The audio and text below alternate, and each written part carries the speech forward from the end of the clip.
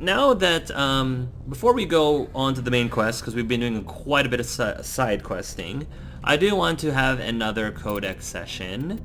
So let us go and see what new things we have. We have quite a bit new in the non-sapient creatures. After the thresher moths are subterranean carnivores that spend their entire lives eating or searching for something to eat.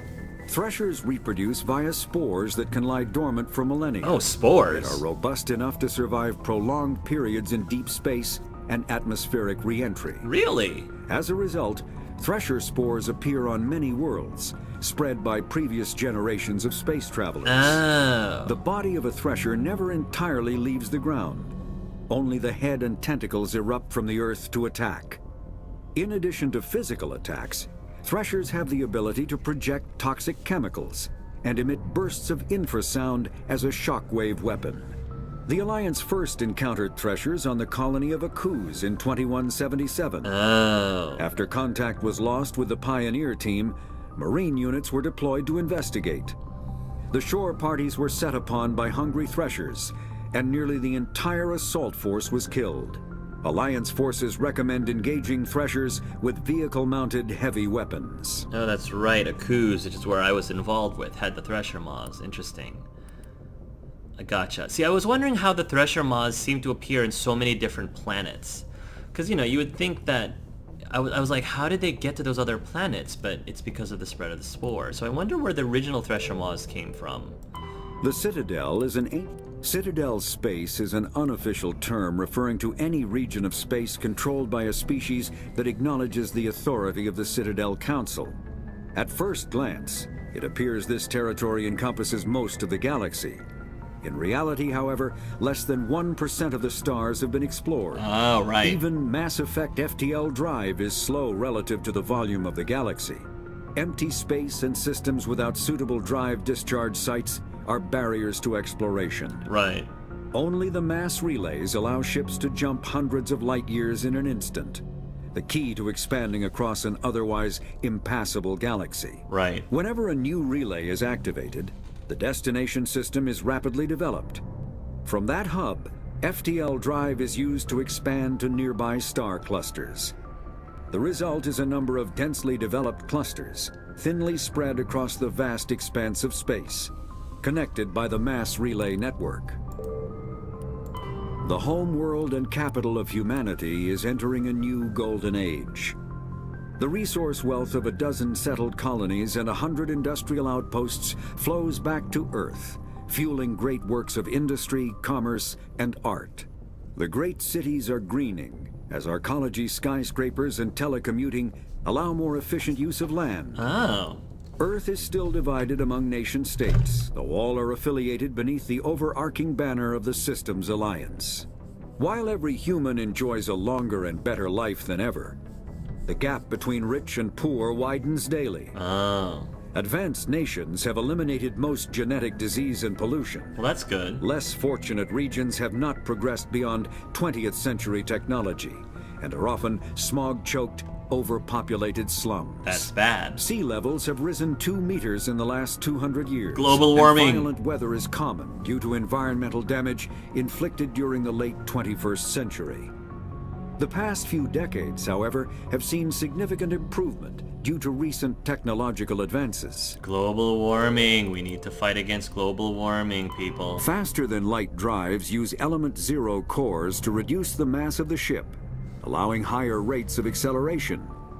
This effectively raises the speed of light within the mass effect field, allowing high-speed travel with negligible relativistic time dilation effects. Starships still require conventional thrusters, chemical rockets, commercial fusion torch, economy ion engine, or military anti-proton drive, in addition to the FTL drive core.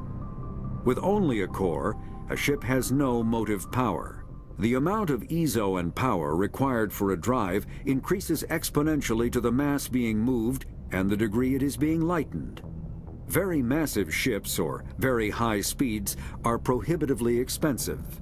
If the field collapses while the ship is moving at faster than light speed, the effects are catastrophic. I can imagine. The ship is snapped back to sublight velocity, the enormous excess energy shed in the form of lethal Cherenkov radiation. Oh my gosh, that sounds horrible. Larger warships are generally classified in one of 4 weights. Frigates are small, fast ships used for scouting and screening of larger vessels. Frigates often operate in wolf-pack flotillas.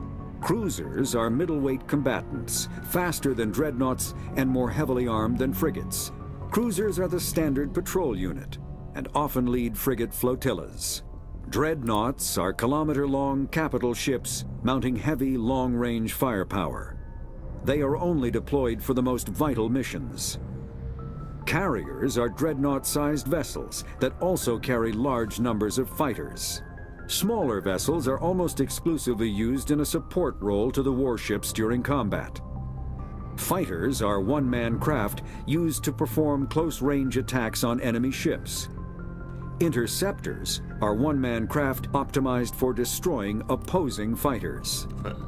All these ships pretty much are all, for the most part, all appear in the board game Twilight Imperium. For those of you board game nerds out there, beautiful, love that game. Such an awesome game. The Normandy is a prototype starship developed by the Human Systems Alliance with the assistance of the Citadel Council. It is optimized for scouting and reconnaissance missions in unstable regions using state-of-the-art stealth technology. For most ships, the heat generated through standard operations is easily detectable against the absolute zero background of space. The Normandy, however, is able to temporarily sink this heat within the hull. Combined with refrigeration of the exterior hull, the ship can travel undetected for hours or drift passively for days of covert observation. This is not without risk. The stored heat must eventually be radiated, or it will build to levels capable of cooking the crew alive.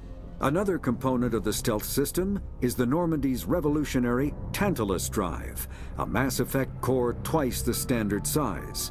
The Tantalus drive generates mass concentrations that the Normandy falls into, allowing it to move without the use of heat-emitting thrusters. Which is super impressive. Ship mobility dominates space combat.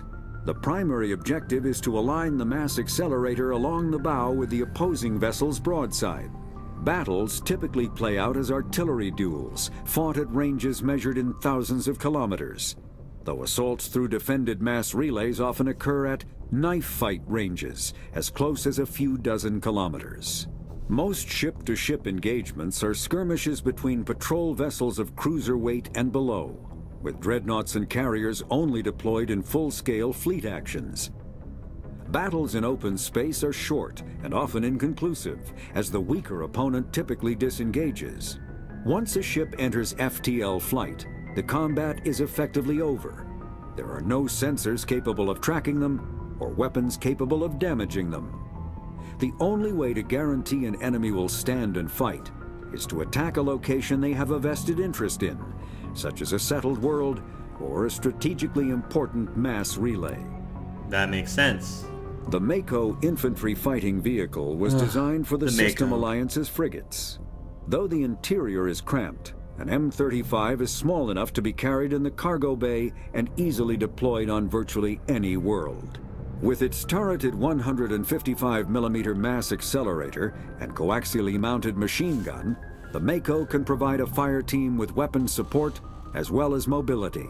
Since Alliance Marines may be required to fight on any world, the Mako is environmentally sealed and equipped with microthrusters for use on low-gravity planetoids. The Mako is powered by a sealed hydrogen-oxygen fuel cell and includes a small Element Zero core. While not large enough to nullify the vehicle's mass, the core can reduce it enough to be safely airdropped. When used in conjunction with thrusters, it also allows the Mako to extricate itself from difficult terrain. As we've seen. Biotics is when subjected to an electrical current, the rare material dubbed Element Zero, or EZO, emits a dark energy field that raises or lowers the mass of all objects within it. This mass effect is used in countless ways, from generating artificial gravity to manufacturing high-strength construction materials. It is most prominently used to enable faster-than-light space travel. EZO is generated when solid matter, such as a planet, is affected by the energy of a star going supernova. The material is common in the asteroid debris that orbits neutron stars and pulsars. These are dangerous places to mine, requiring extensive use of robotics, telepresence, and shielding to survive the incredible radiation from the dead star. Only a few major corporations can afford the setup costs required to work these primary sources. Humanity discovered refined element zero at the Prothean Research Station on Mars, allowing them to create mass effect fields and develop FTL travel. Very cool. Council races. Asari culture. Because of their long lifespan, Asari tend to have a long view, not common in other races. When they encounter a new species or situation, the Asari are more comfortable with an extended period of passive observation and study than immediate action. They are unfazed that some of their investments or decisions may not pay off for decades or centuries. Matriarchs can seem to make incomprehensible decisions, but their insight is evident when their carefully laid plans come to fruition. In interstellar relations, this long view manifests in an unspoken policy of centrism. The Asari instinctively seek to maintain stable balances of economic, political, and military power. Traditionally, Asari spread their influence through cultural domination and intellectual superiority. They invite new species of advanced development to join the galactic community, knowing that their ideals and beliefs will inevitably influence the existing culture. Solarians, League of One. Before they joined the Citadel Council, the Solarians' most potent military tool was the small reconnaissance team known as the League of One. Their primary training was in espionage and assassination. Never more than a dozen strong, the team was adept at infiltrating the tightest defenses and eliminating all necessary obstacles, which is pretty impressive. Only a few top members of government and military were privy to the League's identities. League members wore no distinguishing garments and held no particular rank. The only evidence of their participation in the League was a small medallion presented to each member upon induction. This secrecy was maintained until the formation of the Council. In an effort to dispel rumors and appease their new Asari partners, the Solarian Union released all classified documents pertaining to the League. The League of One was suddenly exposed and in danger of being hunted by enemies of the Solarians. Before any harm could be done, the team mysteriously disappeared. Most assumed this was a convenient lie to help hide their identities, but a few months later the Inner Cabinet was murdered. Though there was no incriminating evidence, it was clear who was responsible. This is really cool stuff. I didn't know this about the Solarians. Realizing the threat posed by this rogue outfit, the Special Tasks Group, the STG, dispatched a team of hunters. When they didn't return, the STG dispatched 10 of its brightest operators with broad discretionary powers. Only 2 returned. They reported no evidence of the League.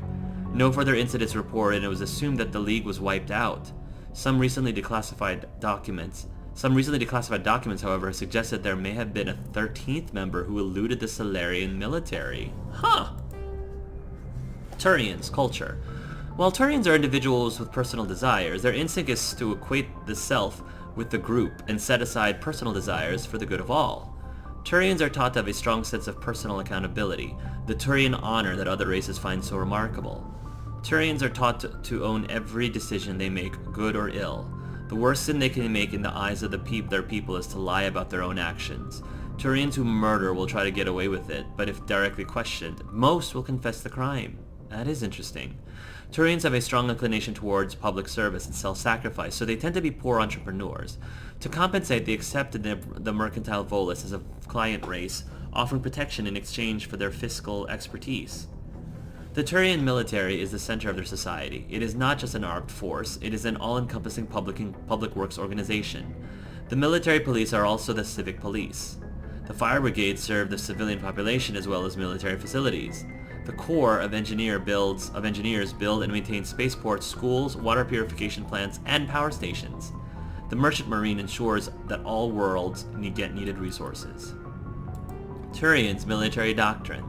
Although they lack the brutality of the Krogan, the skill of the Asari, and the virtuosity of the humans, the Turian military has formidable discipline. Officers and NCOs are lifers with years of field experience. Enlisted personnel are thoroughly trained and stay calm under fire.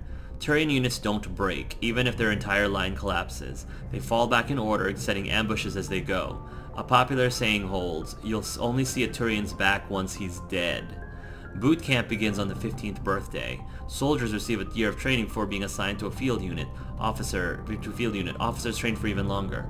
Most serve until the age of 30, at which point they become part of the reserves. Even if they suffer injuries preventing frontline service, most who support work behind the lines. Biotics are uncommon. While admired for their exacting skills, biotics' motives are not always fully trusted by the common soldier. The Turians prefer to assign their biotics to specialist teams called cables. Command and control is decentralized and flexible. Individual squads can call for artillery and air support. They make extensive use of combat drones for light duties and practice combined arms. Infantry operates with armor, supported by overhead gunships. Strategically, they are methodical and patient and dislike risky operations. Tradition is important. Each legion has a full-time staff of historians who chronicle its battle honors in detail.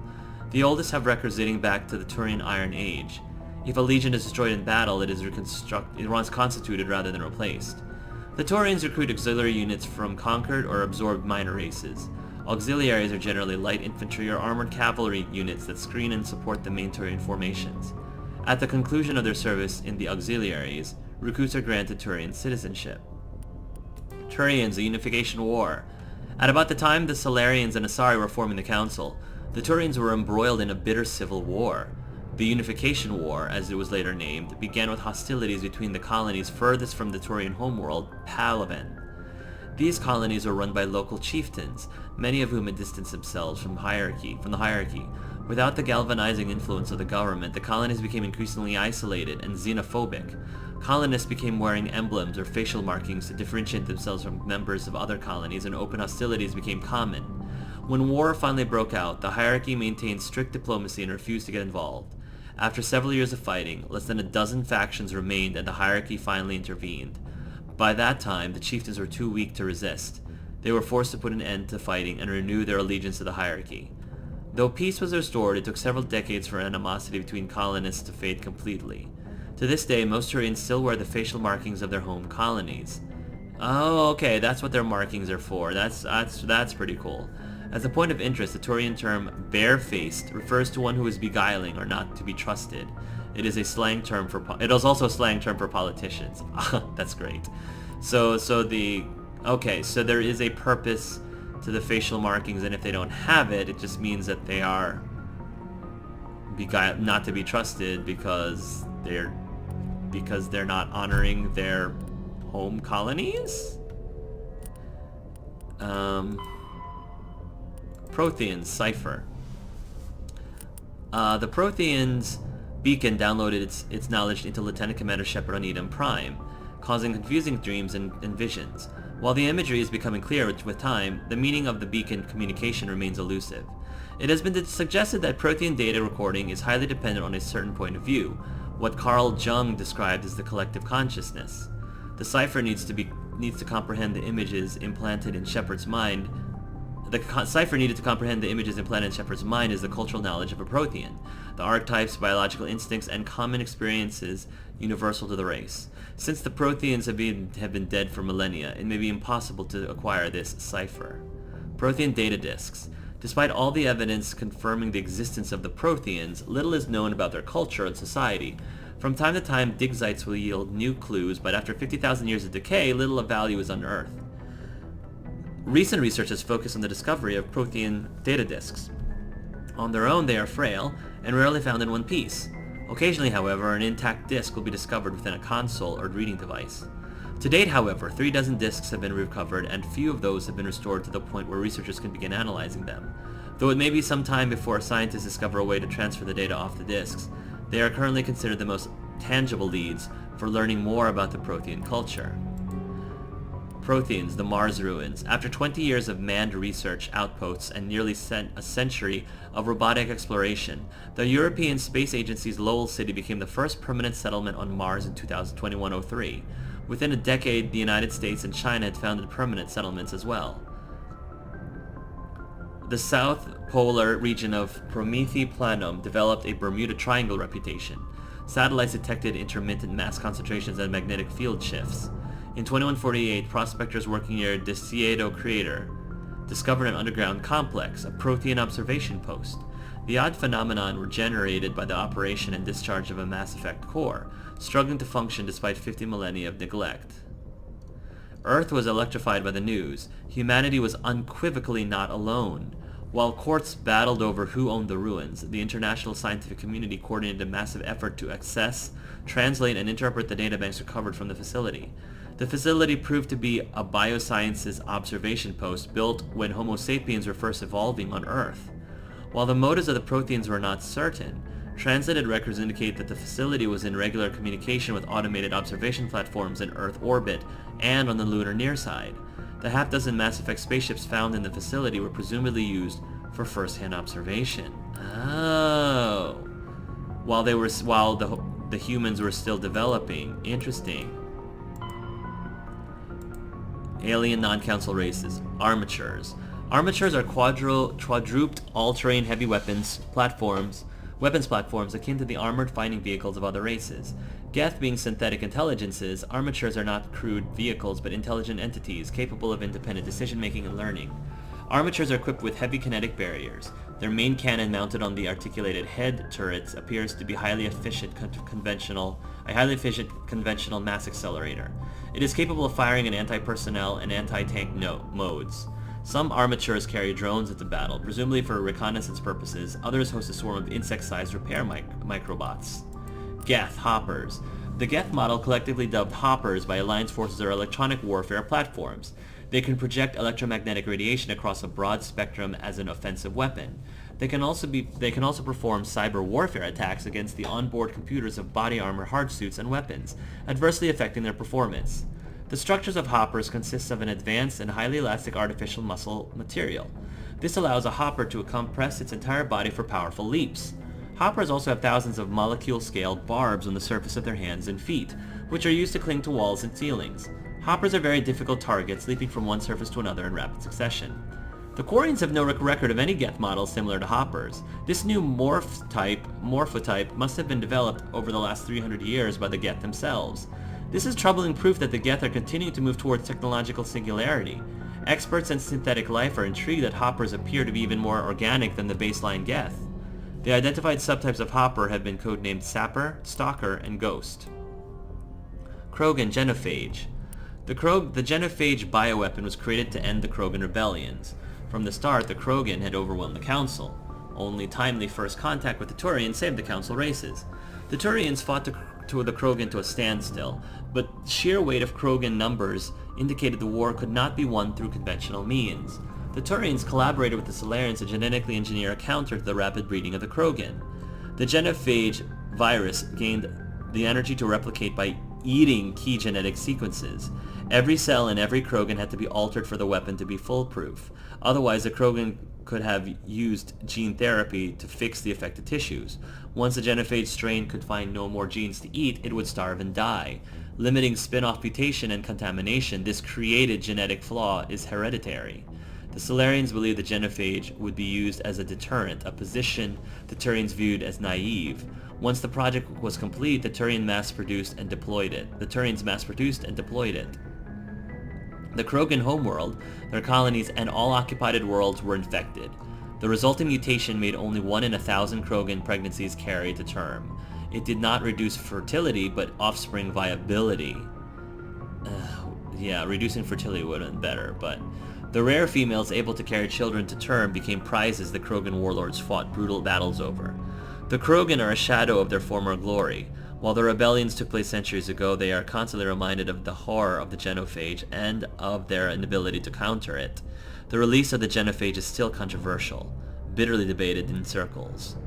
Quarians economy. The migrant fleet has little economic base, operating in a state of perpetual hand-to-mouth. While Quarian ships include light manufacturing and assembly plants, they lack heavy industries such as refining and shipbuilding. The fleet has tankers for water purification and oxygen cracking, but the space-intensive nature of agricultural limits food production. A single disaster could destroy the fragile balance. The Quarians earn income in many creative ways. Because the government is obliged to provide food, water, air, and medical support for every individual, the Conclave strategically determines the course of the fleet to bring in resources and income. A species who suspects the migrant fleet is heading towards their space often offers a gift of surplus starships, fuel, and resources to convince the Conclave to alter course. As the fleet passes through a system, swarms of mining vessels work over asteroids for metals and siliceous materials and cometary bodies of water, for water, ice, and organics. Quarian miners are adept at locating and strip mining spaceborne resources. This sparks conflict with corporations already working the system. Large mining concerns spend millions on lobbyists and public relations portraying the Quarians as locusts, devouring the resource of a system before moving on. That is interesting. The greatest asset of the Quarians is their rarefied skills. Most are experienced miners. I did not know that most of them were miners.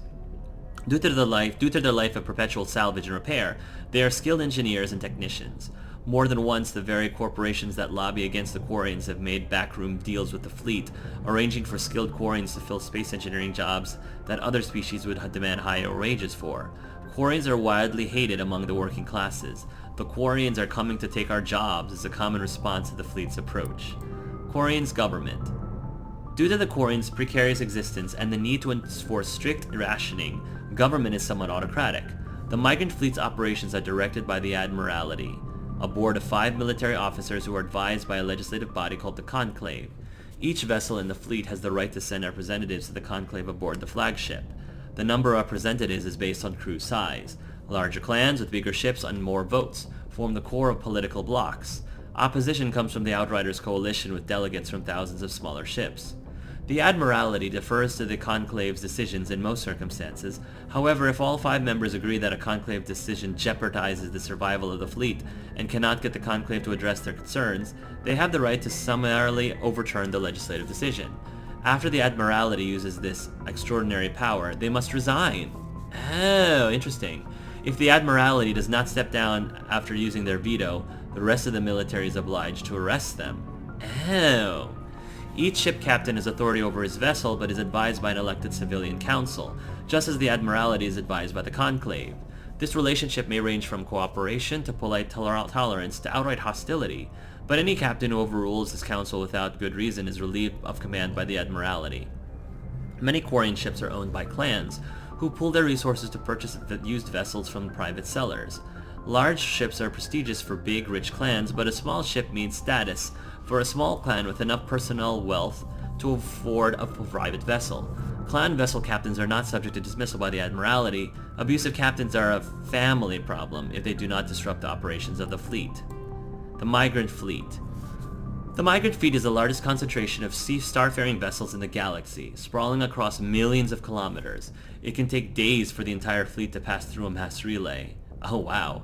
When the Quarians fled their homeworld, the fleet was a motley aggregation of freighters, shuttles, industrial vessels, and the odd warship. After 3 centuries, all have been modified to support larger crews as comfortably as possible. As the Quarians achieved stability, they began weeding out the ships least suitable for long-term habitation, selling them and pooling the money to buy larger and more space-worthy hulls. The process is ongoing as vessels wear out and break down. While some ships enjoy dedicated cabins with full privacy and sanitary facilities, many more are former freighters, whose cargo bays and containers are pressurized and divided into family spaces using simple metal cubicle bulkheads. The Quarians enliven these austere spaces with colorful quilts and tapestries, which also help muffle sound. Oh, interesting.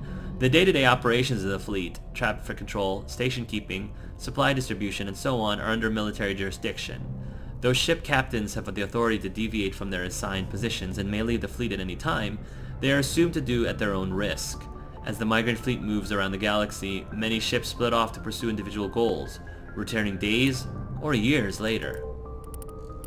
Humanity and Systems Alliance. System Alliance Geological Survey. As the human race expands its territory and raises the general standard of living, demand for industrial resources continues to grow.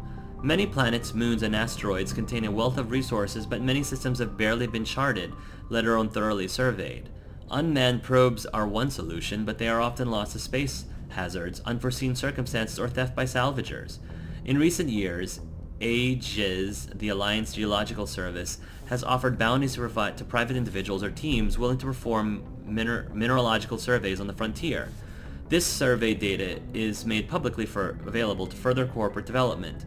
Due to the cost of travel and the dangers of operating on hostile worlds, it is rarely a profitable endeavor. Light metals, metals with low atomic weight, are often used in the construction of spacecraft and vehicles. Heavy metals, metals with higher atomic weights, are used to construct equipment components. The platinum group elements are particularly useful.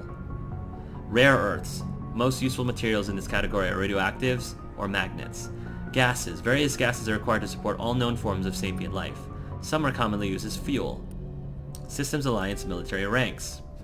The Alliance is a modified version of ranking system that has been used for hundreds of years. Soldiers are classified into rank and file, enlisted personnel, experiencing non-commissioned officers, NCOs, and specially trained officers. The divide between naval personnel and ground forces, Marines, is small. Ground units are a specialized branch of the fleet, just as fighter squadrons are. This unity of command is imposed by the futility of fighting without control of orbit. Without the Navy, any army is pointless. The Marines, as a matter of pride, maintain some of their traditional rank titles. For example, Marines have privates and corporals instead of servicemen.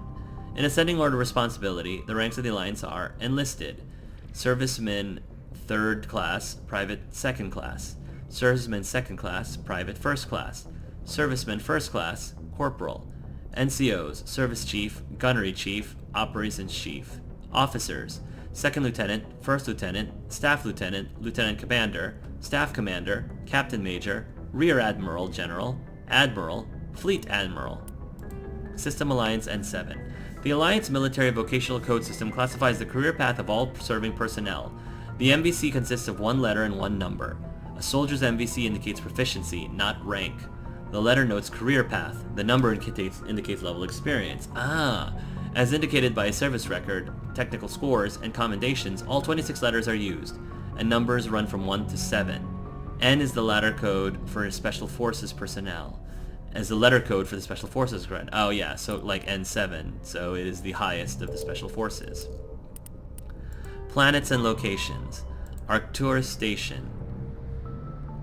Arcturus Station is the gateway to Sol, a 5-kilometer diameter Stanford Taurus-type space station, at the trailing Lagrange point of the gas giant Themis. Construction on Arcturus Station began in 2151 and concluded in 2162. It was inaugurated in 2156 and has served as the military and political headquarters of the System Alliance from the First Contact War until the present. When humanity activated the Charon mass relay in 2149, it led to Arcturus, 36 light years from Sol, Earth's sun. Arcturus is the third brightest star seen from Earth. It is an ancient red giant from the generation born before Sol. Its worlds are either gas giants or ice chunks. While some rocky debris exists, the metal content is 25% lower than normal. To build Arcturus Station, metallic asteroids were towed through the mass relays to the construction site. Many of these asteroids remain near the station. Their mined-out areas home to transient populations. Interesting. The expense of bringing construction materials into the system was acceptable due to its strategic value.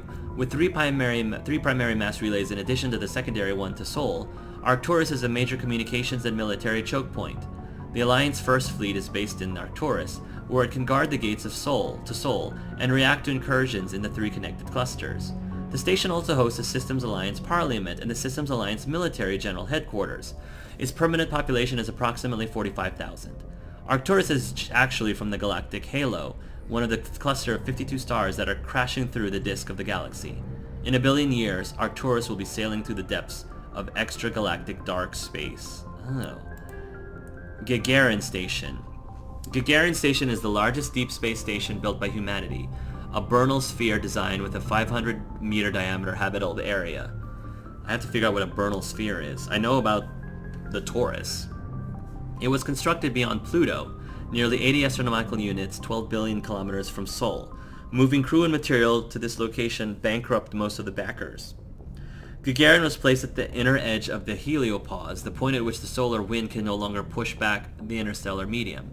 It was built to test a number of faster-than-light drive principles that theoretically could only occur in interstellar space.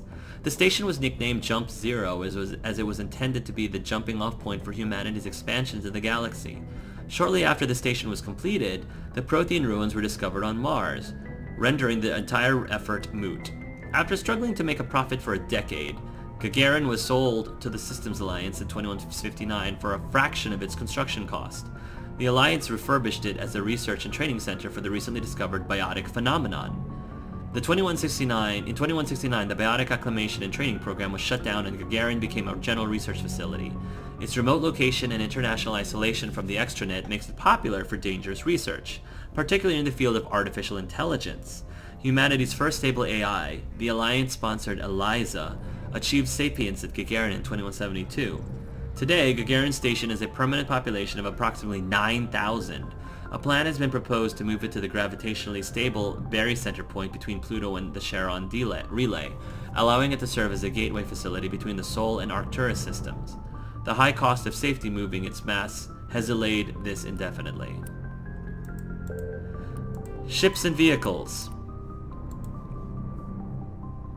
FTL drive charge. As positive or negative electric current is passed through an FTL drive core, it acquires a static electrical charge.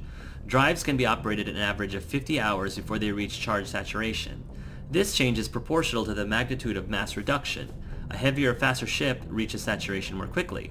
If the charge is allowed to build, the core will discharge into the hull of the ship. All underground crew members are fried to a crisp, all electronic systems are burned out, and metal bulkheads may be melted and fused together. The safest way to discharge a core is to land on a planet and establish a connection to the ground, like a lightning rod. Larger vessels like dreadnoughts cannot land and must discharge into a planetary magnetic field.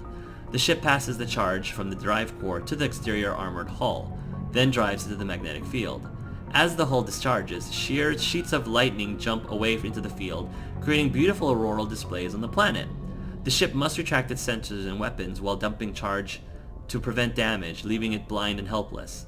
Discharging at a moon with a weak magnetic field can take days. Discharging into the powerful field of a gas giant may require less than an hour. Deep space facilities such as the Citadel often have special discharge facilities for visiting ships. Space combat endurance. Heat limits the length and intensity of a ship-to-ship combat.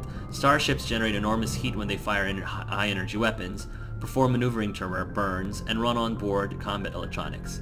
In combat, warships produce heat more quickly than they can disperse it. As heat builds within a vessel, the crewed spaces become increasingly uncomfortable. Before the heat reaches lethal levels, the ship must win or retreat by entering FTL. After an FTL run, the ship halts, shuts down non-essential systems, and activates the heat radiation gear. Combat endurance varies by ship design and by the battle's location. Battles in the deep cold of interstellar space can go on for some time. Engagements close to a star are brief. Since habitable worlds are usually close to a star, battles over them are frantic. Starships, crew considerations. Cabins give each individual 10 cubic meters of space. That's not very much. On larger vessels, private rooms are common. As ships get smaller, the number of crew packed into a single wardroom increases. Asari prefers shared spaces even on large vessels, while Krogan territorial instincts makes it impossible for them to cohabitate even on the smallest ships. On smaller vessels, hot bunking is the norm. Crew members assigned to different watches share the same bunk. When one gets off duty, he wakes up the person in the bunk. While that crewman is on duty, the first gets his rack time. That sounds like how they would do things in submarines in real life.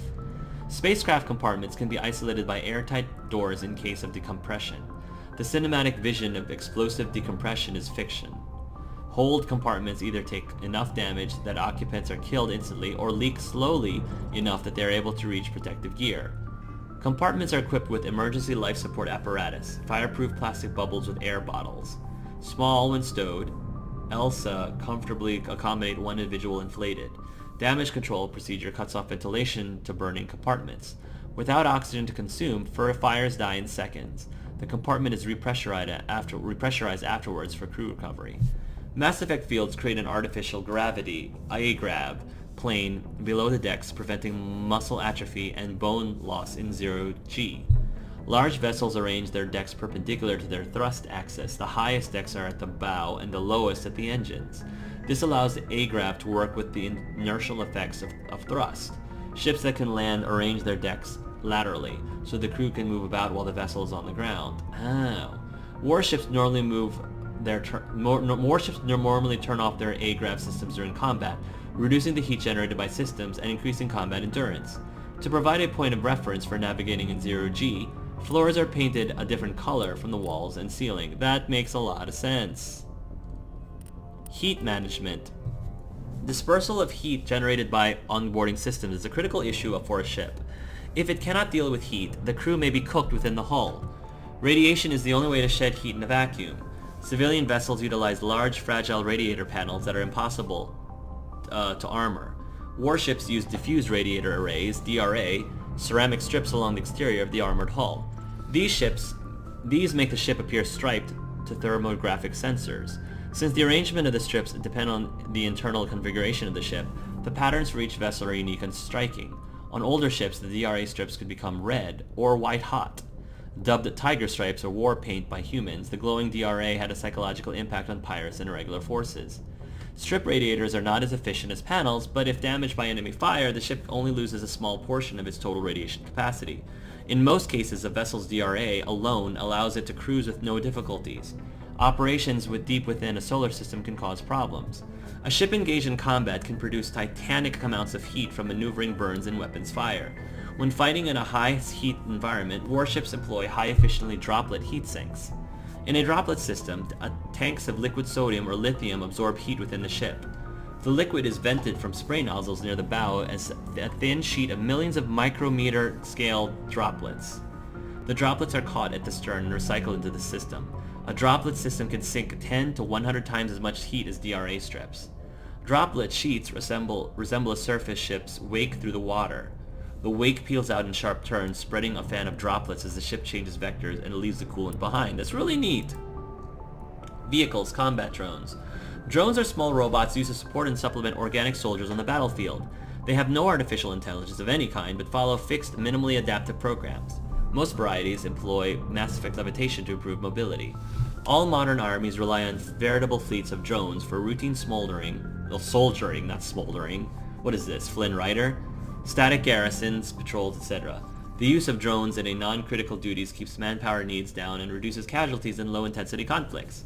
Less advanced races and cultures with less sensitivity to casualties have correspondingly fewer drones in their inventory.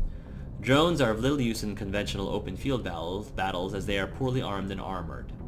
In addition to combat drones, support drones are used to assist organic units in the field.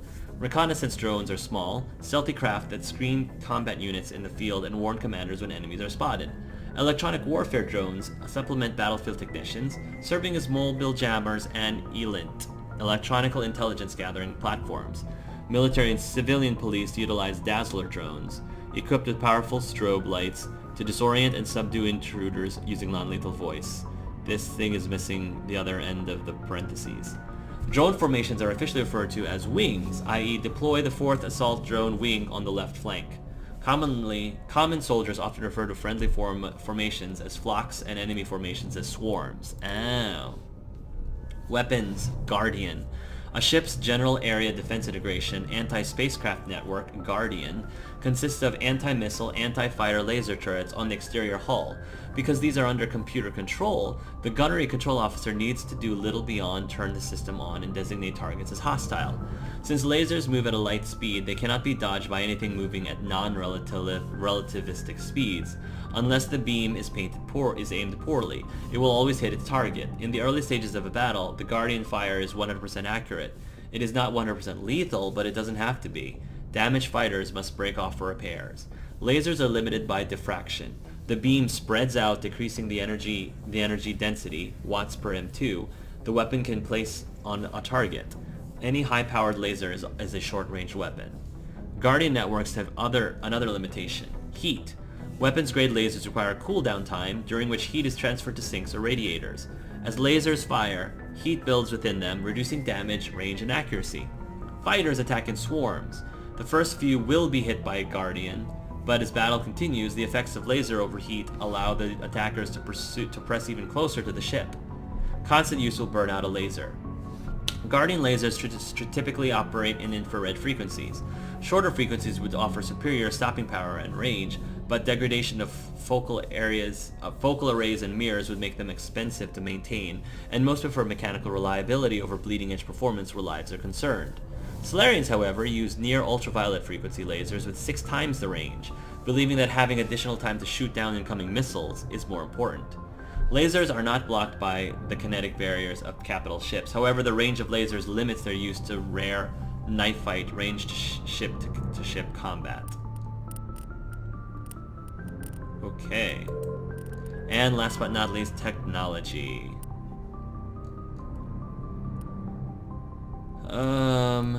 Training. Biotic implants and amplifiers only provide the potential to create coherent mass effect fields. Whether biotics can actually do so is largely determined by their training.